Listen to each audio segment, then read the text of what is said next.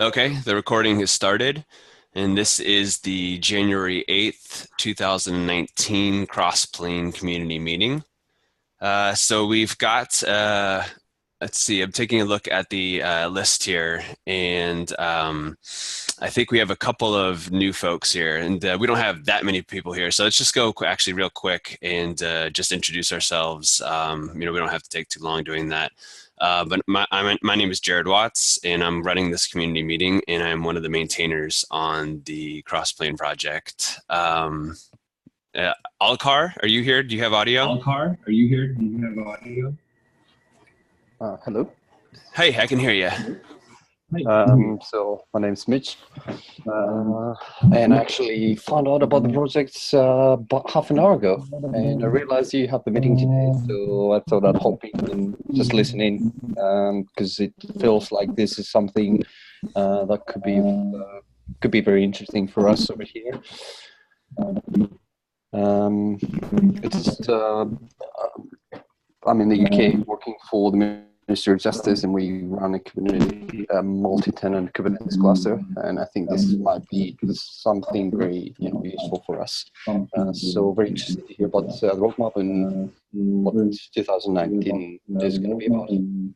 Awesome. Yeah, thank you very much for your introduction, Mitch. It's great that you already hopped on the meeting here, and you've only known about it for 30 minutes. You already hopped on the meeting. We've known about it for 30 minutes. Cool. Ilya? Cool, Ilya? Yes, hi. Well, my name is Ilya, and I'm another maintainer on the Crossplane project. That's it. Cool. Michael? Cool. Michael? Hi, I'm Michael Goff. I'm a full stack engineer at Upbound and helped out with the Crossplane website. Cool. And then Bassam and Steve, I think you guys are in the same room together. We are. Yep. So Bassam here. I'm with Upbound. And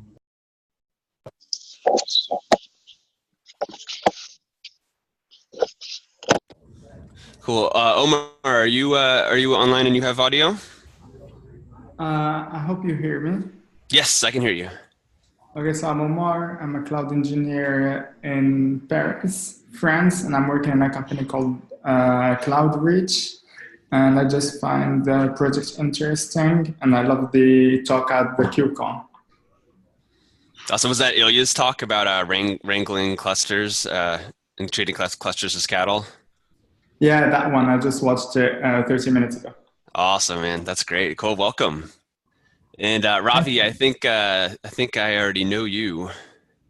Yep. Hi everyone. My name is Ravi. I work as software engineer at Red Hat. I'm primarily interested in scheduling aspects of distributed systems. So I find this project interesting, so I've joined this call. Cool. And Zach, I remember you as well from the first community meeting and at KubeCon too. Yeah, hey, it's good to see you again. Very good to see you again. Actually. Oh, cool. Hey. Awesome. Are you you're at office time, not at a coffee shop? I'm at the office. I have to pop off at like 9:30, but yeah. Cool. Alrighty, man. Welcome back. Good to see you. And then Taco does not look to have audio, but welcome to you as well. All right, cool. So we did a little bit of thinking as we're kind of turning 2019 here. We got 0.1 out at the end of December. We had a couple of talks and, presentations and such at KubeCon in Seattle.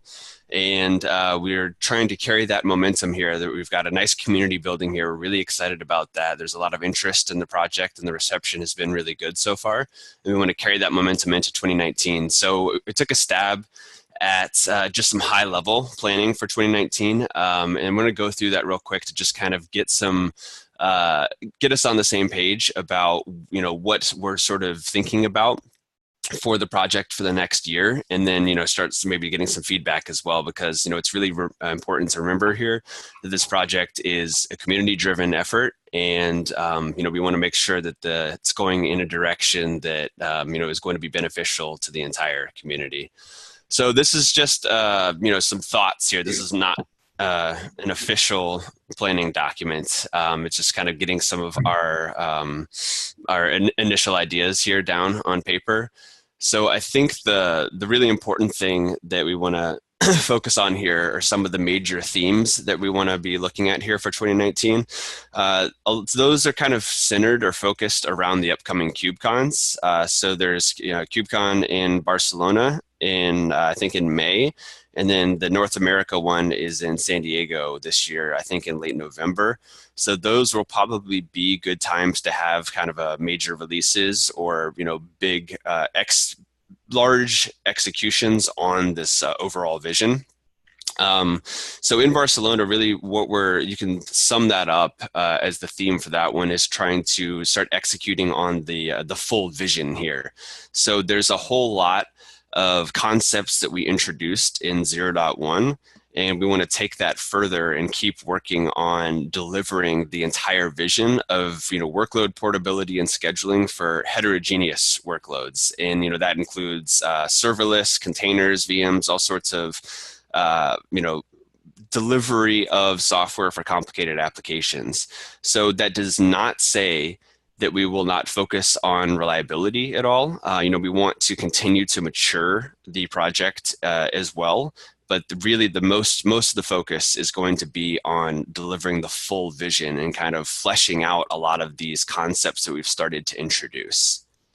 I think with the Barcelona timeframe, what we'd like to see is the ability to start being able to have some of the partners of the project to start being able to dog food the project. It'll have enough, it'll be fully featured enough to start being able to use it in real scenarios and start taking dependency on it, not from a production standpoint, but from a full feature standpoint. We want to show in Barcelona, what we want to show and what we want to be able to demonstrate there is GitLab, being able to deploy and manage the lifecycle of all of its components across multiple clouds and on-premises. So that's really kind of the big, visual demonstration and experience that we want to be focusing on that kind of wraps a lot of the features and this full vision and be able to show that off. And then the rest of the year, moving towards San Diego, we'll be focusing on production GA type of stability. Where once we have the full vision sort of brought together, then we'll be able to introduce more reliability, production ready enterprise type of quality to the project and keep driving on that. So those are the overall, major themes that we want to be executing on 2019. Does anybody have any comments that they'd like to share on that overall vision?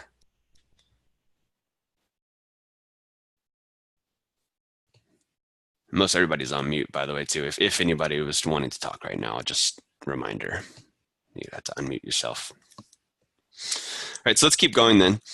So, let's talk about what it takes to deliver on that. So a couple dates to remember is that January 18th is the first date here on the list. That's only 10 days away, and that's the call for papers for KubeCon Barcelona. So anybody who wants to submit things or kind of define what you're going to be doing, in talks or on stage in Barcelona needs to be figured out or described at least in the next 10 days. That's a big one. So releases, we want to have a good release cadence here. I'm thinking like quarterly releases is probably going to be a good pace to keep up. So Barcelona is at the end of May-ish, so I don't want to wait for all the way until May for another release. So I'm thinking about a 0.2 release kind of more in the near short term, more like around the end of March, beginning of April, maybe. And then at the end of May, we'll be trying to push for a 0.3 release that's kind of more that vision complete we were talking about.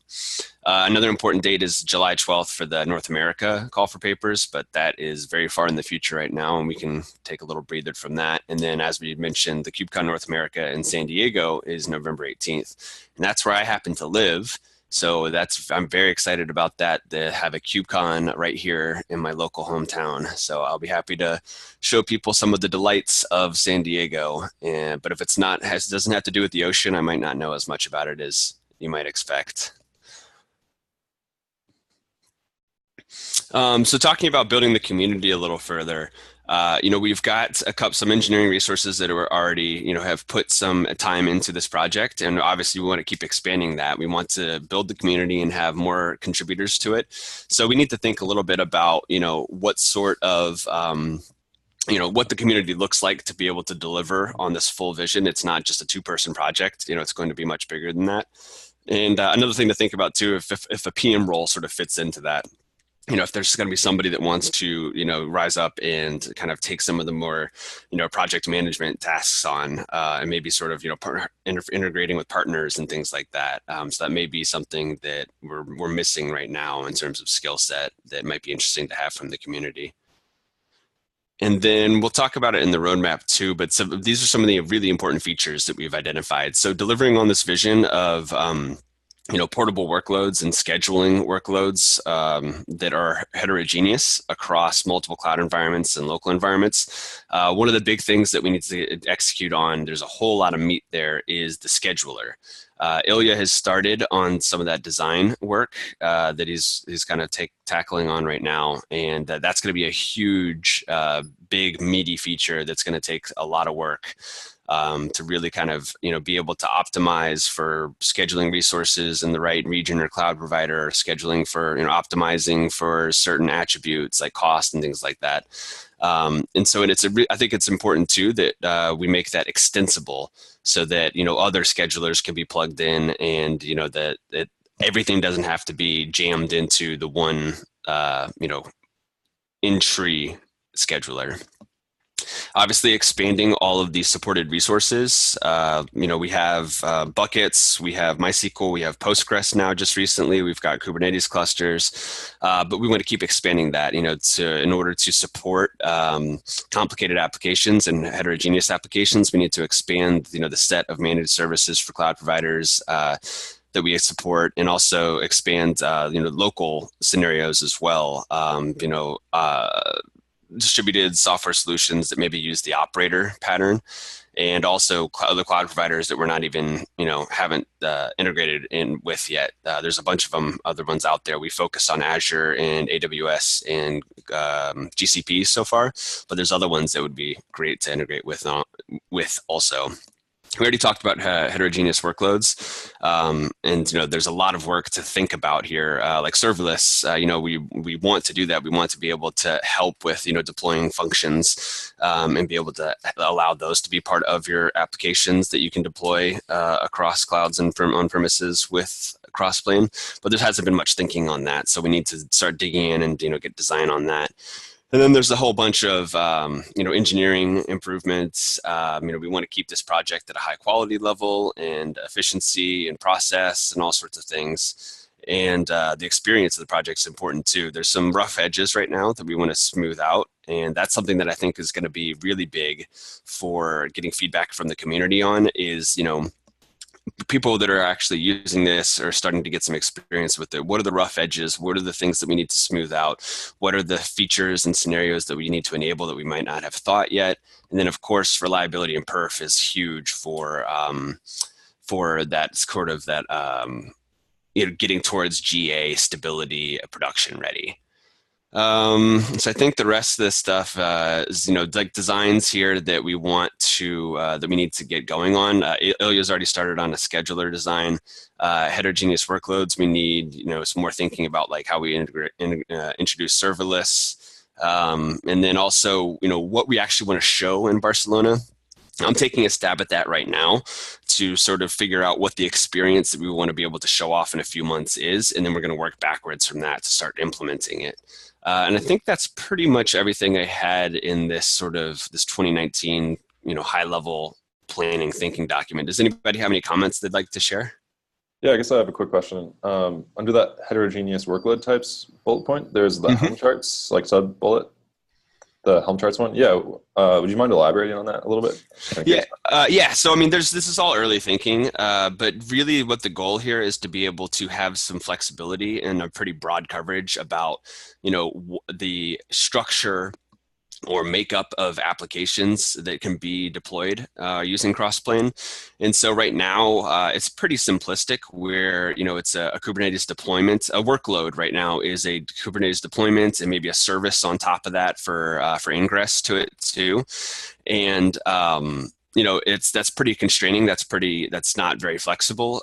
So being able to maybe have the payload of a workload be a Helm chart that installs, your application, in wherever the scheduler has decided that it needs to run, that would, is one way to expand the breadth of coverage of types of applications that Crossplane can support. I don't know exactly where, from a priority standpoint, all that fits, but the overall goal of being able to deploy complicated applications that are comprised of many disparate parts. Not everything is going to be a container. It may be function serverless, or it could be, higher level infrastructure. We're not exactly sure. I mean, there needs to be more thinking on that, Zach. Awesome. Thanks. I have a question as well. So when you mentioned about workloads, and that's what I've seen in the past. So we usually have shared services, and also we have workloads. So is Crossplane also going to allow the deployment of shared services? And for shared services, I mean, like, for example, an NVA, right? So we have there's an NVA, which is a VM, I don't know, like any Azure firewall, for example. So is Crossplane going to also deploy those type of shared services so different workloads can consume those, or that's out of the scope? Yeah, that's a great question, Jorge, and thank you for joining today as well. I appreciate you being here, definitely. So my take on that is that that, I believe, is part of being able to deploy complicated applications. I think that, like firewall, networking, connectivity, all that sort of stuff is pretty important to get things actually working, especially when you're getting into scenarios where you're deploying across cloud providers and across, disparate sites. You have to have them be able to connect and talk together. So, in a lot of those cases, they may be shared resources like you're talking about.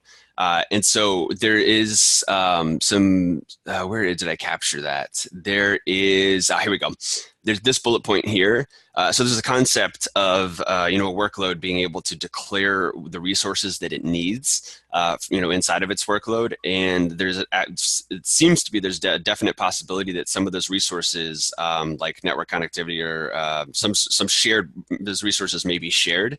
And so multiple workloads referencing the same underlying resource, I think would absolutely be something that would need to be tackled. And I don't believe it's necessarily out of scope. Okay, cool. Thank you. Awesome. I have a question related to the documents as such. Like, would the design documents be shared with the community at some point of time? Yeah, absolutely, Ravi. I think that's important here, that all these designs, are solicited for community feedback. So, everything in the 0.1 timeframe, that was all done before the repo was made public. And that now that the repo is public and that we're building a community around it, we do have a design folder in the main repo where these like one-pagers and design documents will go. And so the normal workflow here is going to be, opening a pull request that has the design document, in that design folder, and public feedback will be solicited on that pull request. We can also start with Google Docs before it becomes Markdown. So I think, feel free to share Google Docs, like happens in other projects. And then once the design settles a little bit, you can put it back in Markdown as in a pull request. Yeah, that makes sense. Yeah, oh, go ahead, Robbie. No, please continue, Jared. I'll ask one more question later, probably.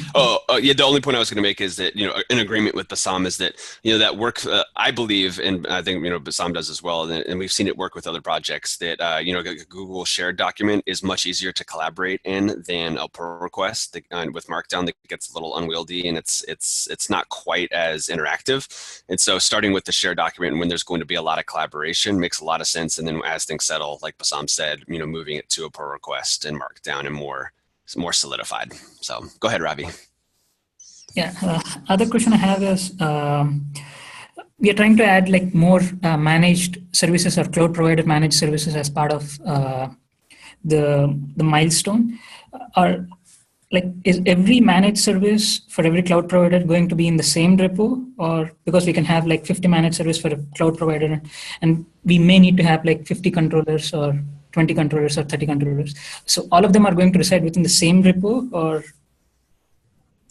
Yeah, right now, everything is in the same source code repository, and that's definitely has a lot of benefits for convenience right now, especially when there's a lot of churn in the foundation of the project, like the core libraries and all the dependencies of managed service provider controller implementations.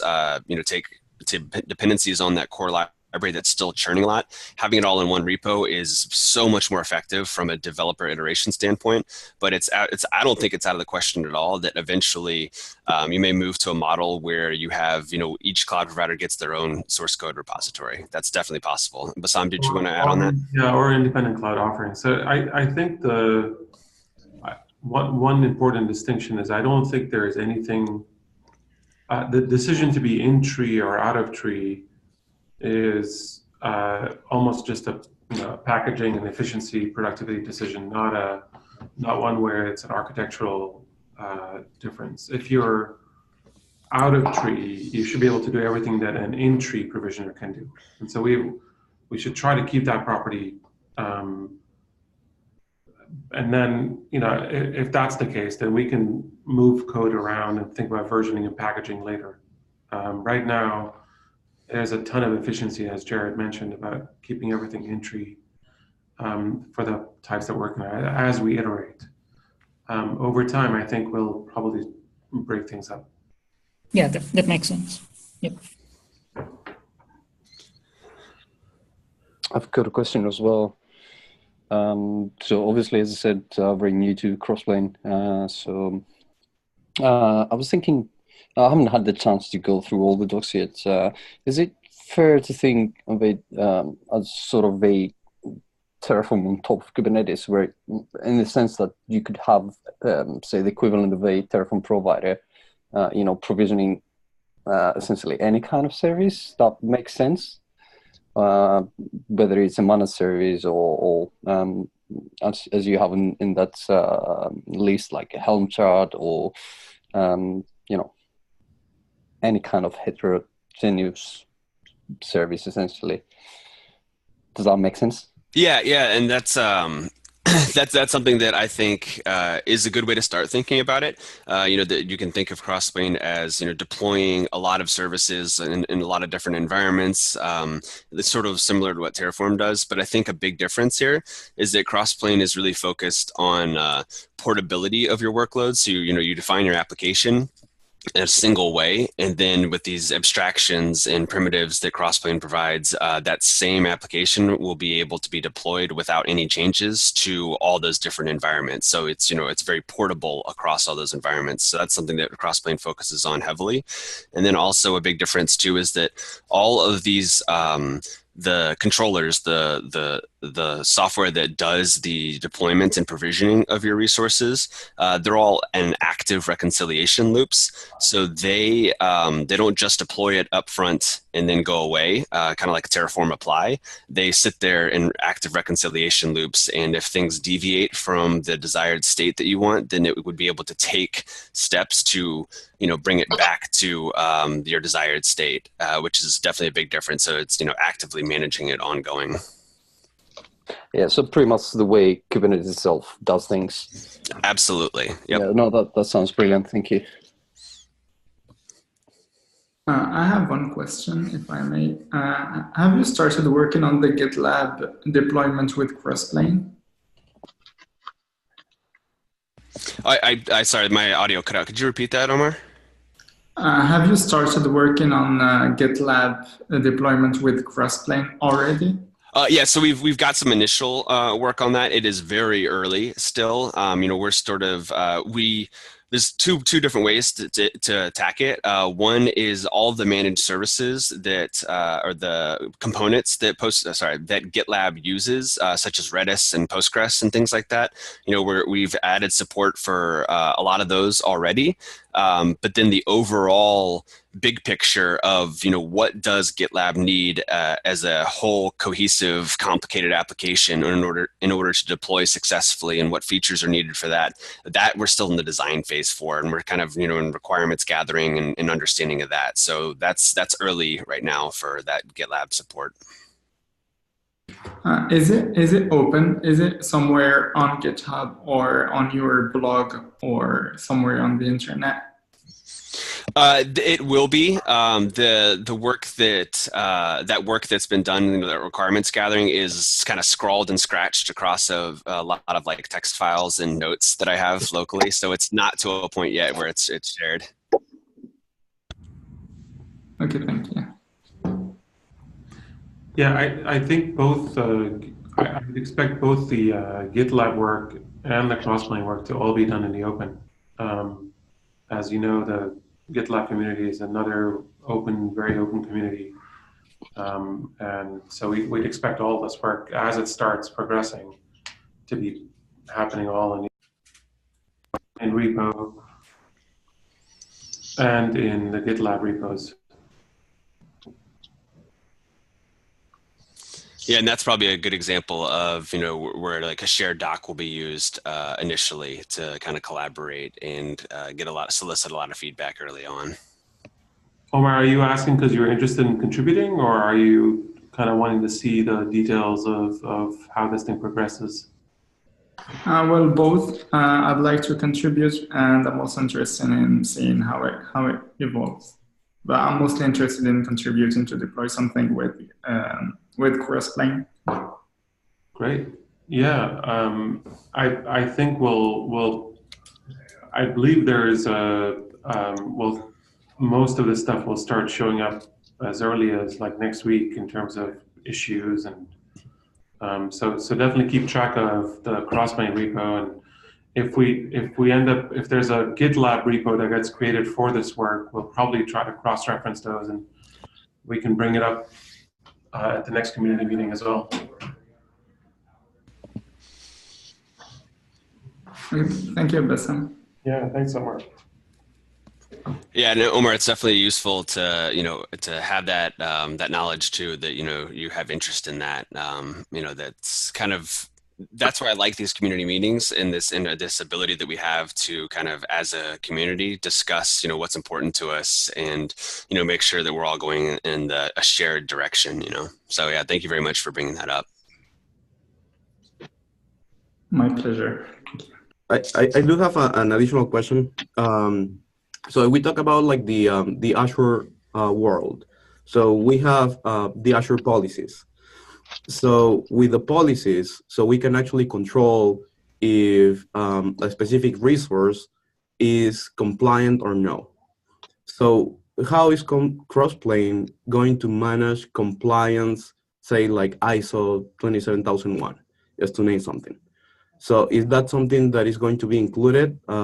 Is like an extension that can be used to say this workload is going to be compliant with these specific controls, and Azure policies can be used to feed that into Crossplane, or is going to be a different policy engine in Crossplane that is going to manage that? So I would like to, I'm just mentioning something like that to see if you guys thought about using policies. We thought a little about integrating a policy engine into Crossplane, like OPA, the Open Policy Agent, where there's a description of policy that could be authored by administrators or infrastructure owners, and it could set constraints on what, say, workloads are able to do, or what resources are you know, able to do, and have that apply. But it's super early work, and so I think, you know, if you want to help there, that would be great. We could probably start with a couple of use cases and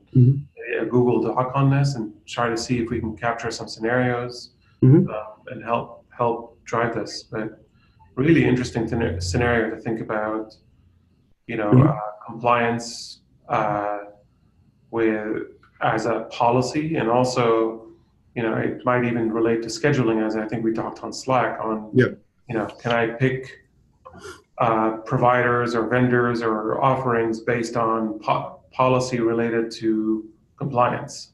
Mhm. That sounds quite interesting as well. Yeah, and I do have a couple of examples. So we have the Azure Global team. So they publish, and those documents are public.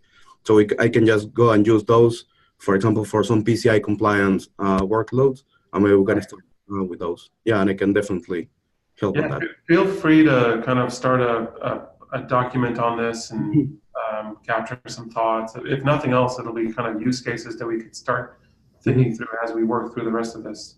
Perfect. Cool.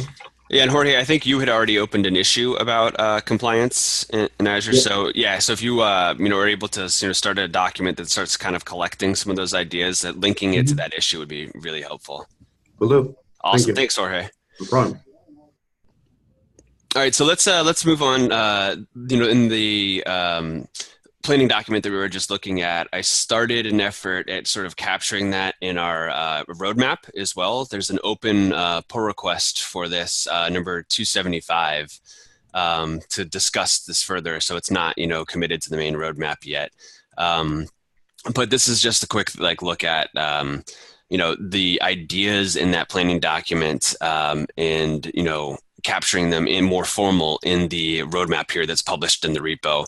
So as we were sort of talking about, a 0.2 milestone before Barcelona to kind of expand the scope of our the services that the Crossplane supports, gets a good start on the workload scheduler, get some more get scheduling capabilities a little bit more fleshed out in the repo, but also a lot of it's going to be design work, because it's going to be a long effort. It's not going to be all in that one milestone, I think. So doing that upfront design work is going to be really important. And then some, engineering and improved UX sort of stuff too for that 0.2 milestone is what I'm thinking. And then 0.3, this is kind of going to be around the same time frame as Barcelona, and we'll be able to show off some more complicated applications running like GitLab, and executing or having more fleshed out execution of the full vision here, the heterogeneous workloads and things like that. And then beyond that, it gets a little more fuzzy, but the focus really is on production ready and getting to GA and stable. So that's open in a pull request 275 that is open for comments from everybody. And there's some more work that I need to do there of, I like the policy of in a roadmap having issues that are captured and linking to it in the roadmap. And I have not done that for all of the issues yet. So I still need to update the pull request to get issues opened and tracking all this stuff too.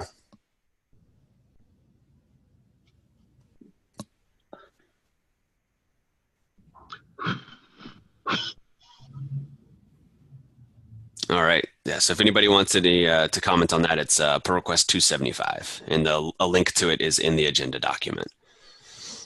Okay. So for community topics and questions here, one thing I wanted to bring up is that, as we want to build the community here and attract new contributors, I think a very good way to do that is to have to make good use of the good first issue label in the repo.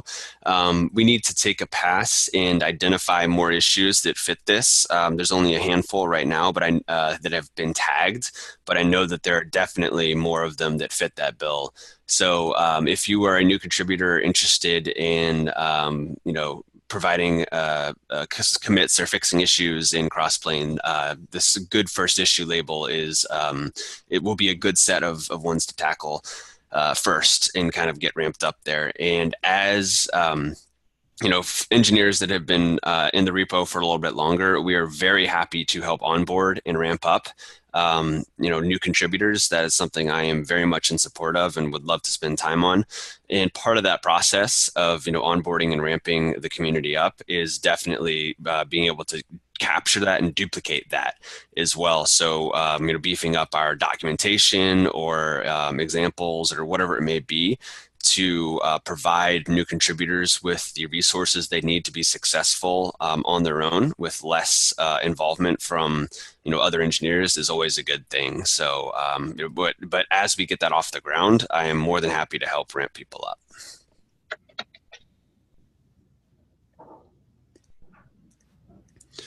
All right. Were there any other community topics that people wanted to bring up today? I think we had some good discussion as part of the planning document, so there might not be too much there.